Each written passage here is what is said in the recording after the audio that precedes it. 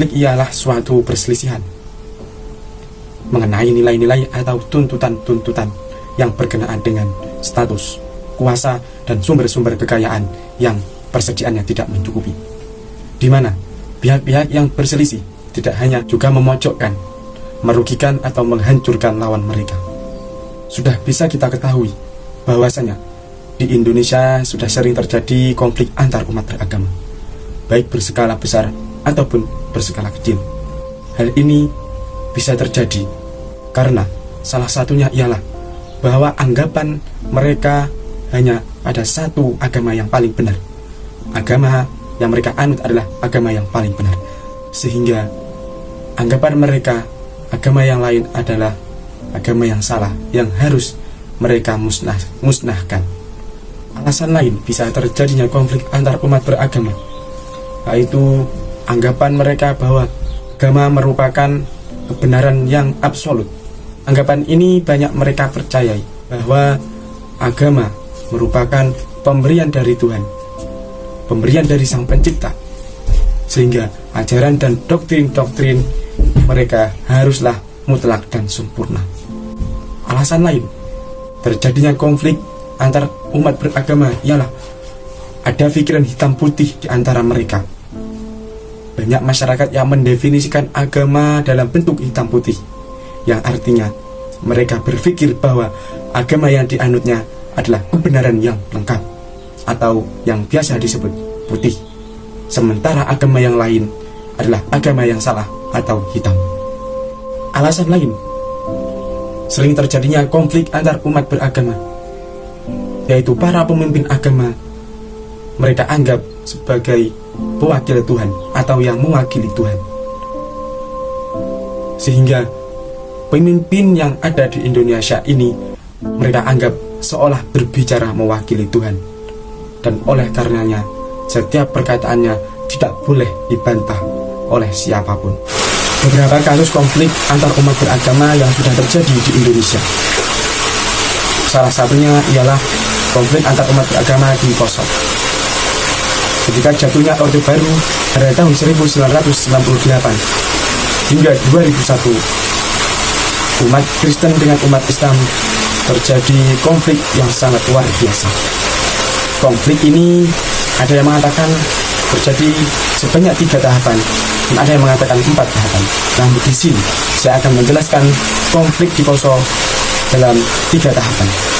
Yang pertama terjadi pada malam Natal tanggal 24 Desember 1998, yang mana terjadi insiden pembacokan yang dilakukan oleh seorang Kristen terhadap seorang Muslim di daerah sekitar Masjid Poso, yang mana masjid tersebut dekat dengan ponpes sekitar. Insiden ini mengakibatkan luka bacokan pada korban, yang mana setelah ini umat Muslim atau Islam sebanyak 50 orang setelah mengetahui bahwa ada salah satu teman mereka yang dibacok oleh orang Kristen langsung mendatangi tempat kejadian. Mereka langsung memporak-porandakan tempat, yang mana tempat tersebut merupakan tempat penjualan minuman keras. Kedua, yaitu pada tanggal 15 April tahun 2000, yang mana muncul berita yang ditulis pada harian Mercusuar yang memuat hasil wawancara dengan anggota DPRD, mengatakan bahwa jika aspirasi yang menghendaki Dr. Andes Damsik telah dijalani menjadi Sekmilda Poso diabaikan oleh pemerintah daerah, Kota Poso akan dilanda kerusuhan yang bernuansa sara, seperti yang telah terjadi pada tahun 1998, perkelahian pemuda di terminal yang melibatkan warga Lombok Dia dan Kanyanangan, di mana 127 rumah, 2 gereja, dan sekolah Kristen dan gedung Bayangkara dirusak dan dibakar oleh orang-orang Islam. Lalu pada tanggal 17 April 2000 diturunkannya Brimob untuk melerai massa. Karena massa yang begitu banyak, akhirnya Brimob melepaskan beberapa tembakan, namun tanpa diduga beberapa peluru mengenai anggota Muslim, yang mungkin ini tidak diketahui apakah ada unsur kesengajaan ataupun tidak kesengajaan, sehingga beberapa orang Muslim terluka. Dengan ini Brimob pun menjadi sasaran amukan para orang Islam, hingga akhirnya beberapa anggota BRIMOB pun ada yang tewas dibacok oleh anggota muslim. Yang ketiga yang terjadi di Poso yaitu pada tanggal 16 Mei 2000, pembunuhan warga muslim di Tarifa yang disusul dengan isu penyerangan dari arah Tentena oleh pasukan merah sebagai balasan konflik April yang diperkuat dengan terjadinya pengungsian warga Kristen. Isu tersebut benar adanya, dimulai dengan penyerangan oleh kelompok mengatasnamakan kelompok kelelawar yang mana mereka berseragam hitam seperti ninja. Pembantaian terjadi di pondok pesantren Wali Songo dengan 70 orang tewas. Suasana menjadi mencekam karena masyarakat kekurangan bahan makanan dan bahan bakar. Gelombang penyerangan kedua dipimpin oleh Insinyur Rateka yang menamakan Pejuang Pemulihan Keamanan Poso yang gagal mendapat perlawanan dari kelompok putih pimpinan Habib Saleh Al-Idrus yang berhasil menewaskan Insinyur Rateka.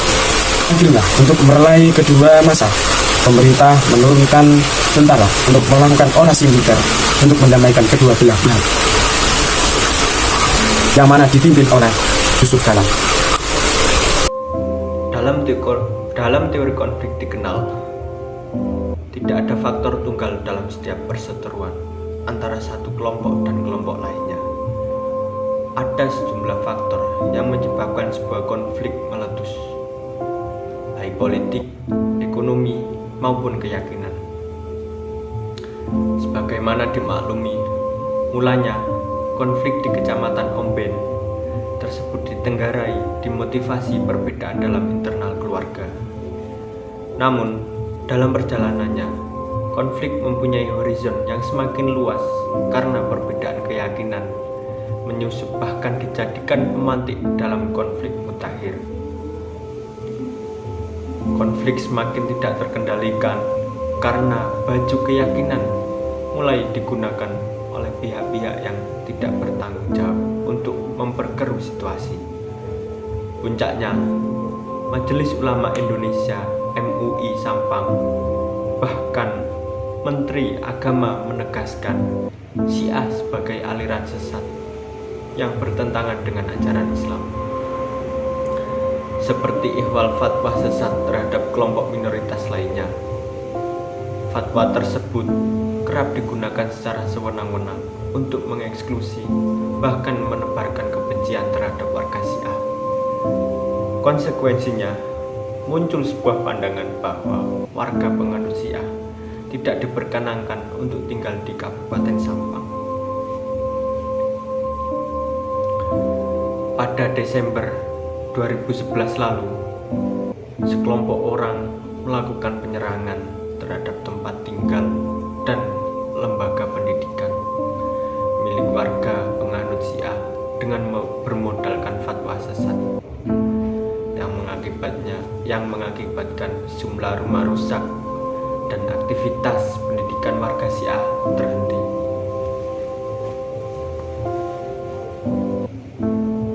Mereka bahkan harus diungsikan ke tempat yang aman.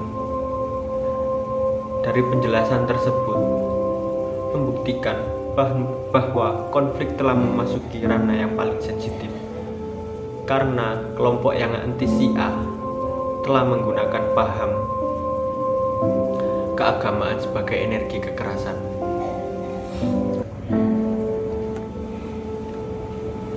Tentu saja, pandangan tersebut tidak berhenti di situ, melainkan justru secara implisit membenarkan kekerasan terhadap warga penganut Syiah.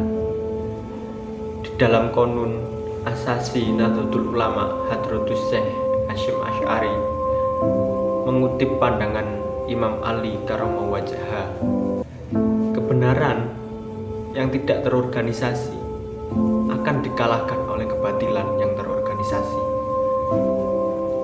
Pandangan ini begitu populer di dalam lingkungan pesantren yang membuktikan bahwa Sunni Syiah mempunyai titik temu karena semua pihak sangat menjunjung tinggi Imam Ali Karomah Wajhah. Terlepas dari itu semua, penegakan hukum terhadap pelaku kekerasan di Sampang, Madura harus mendapatkan perhatian serius dari pemerintah. Selain pendekatan kultural, penegakan hukum juga merupakan elemen penting dalam penyelesaian konflik. Angka ini penting agar siapapun di negeri ini tidak mudah menggunakan kekerasan dalam penyelesaian masalah. Harus diakui, kekerasan berulang-ulang dilakukan oleh sebuah kelompok karena tidak ada sanksi hukum yang tegas dan berat terhadap pelaku kekerasan. Mestinya mereka yang melakukan kekerasan dan mengatasnamakan keyakinan dan agama mendapatkan ganjaran yang setimpal karena mereka telah melakukan dua pelanggaran sekaligus, yaitu norma hukum dan norma agama yang sama sekali tidak membenarkan kekerasan. Pemerintah tidak boleh lagi melakukan pembiaran terhadap kelompok yang membenarkan kebencian dan kekerasan di negeri ini, karena sebagaimana diamanatkan dalam Undang-Undang Dasar 1945 bahwa negara berkewajiban untuk melindungi setiap warga negara, apapun agamanya, suku, ras, dan alirannya. Kita satu nusa, satu bangsa, dan satu bahasa, yaitu Indonesia. Asal mula konflik agama di Bogor. Pembangunan GKI Yasmin sejak tahun 2000 baru memulai masalah pada tahun 2008 ketika Kepala Dinas Tata Kota dan Pertamanan Bogor Yusman Yopi membekukan izin pembangunan gereja tersebut melalui surat nomor 503/2008 DTKP tertanggal 14 Februari 2008. Alasannya yaitu ada keberatan dari Forum Ulama dan Ormas Islam sekota Bogor. Surat ini terbit sesudah surat izin dikeluarkan oleh Wali Kota Bogor, yaitu Diani Budianto pada tanggal 13 Juli 2006. Karena keberatan, pihak GKI Yasmin menggugat surat pembukaan izin tersebut ke Pengadilan Tata Usaha Negara hingga tingkat Mahkamah Agung. Hasilnya, MA membatalkan pencabutan izin tersebut. Selama proses hukum berlangsung, situasi memanas karena sejak izinnya dibekukan, pemerintah Kota Bogor menggembok gerbang gereja sehingga jemaat terpaksa beribadah di trotoar jalan sejak tahun 2010. Ibadah di trotoar ini mendapat tantangan keras dari Forum Komunikasi Muslim Indonesia hingga mereka beberapa kali ricuh dengan aparat Satpol PP dan polisi serta melibatkan sekelompok umat GKI Yasmin. Mereka menyebut pihak gereja telah memalsukan tanda tangan dukungan warga soal pendirian bangunan pada tahun 2006. Tuduhan ini menggugat ketika Ketua RT Curug Mekar Mutir Karta divonis 4 bulan penjara oleh pengadilan pada Januari 2011 karena terbukti memalsukan tanda tangan dukungan warga tersebut. Dia sebelumnya digugat oleh Ketua Forkami Ahmad Iman. Berdasarkan laporan Tempo, ada 3 saksi dalam pengadilan yang mengaku menerima 100.000 dan menekan daftar hadir sosialisasi. Yang menarik, putusan ini menjadi alasan buruk baru untuk mencabut izin mendirikan bangunan GKI Yasmin setelah MA meminta surat pembukaan izin yang dikeluarkan Yusman Yopi ditarik kembali. Pada tanggal 14 Maret 2011, GKI Yasmin menerima 2 surat sekaligus dari pemerintah Kota Bogor. Pertama, surat nomor 50345 sampai 135 tahun 2011 tanggal 8 Maret 2011 tentang pencabutan surat Kepala Dinas Tata Kota dan Pertamanan Kota Bogor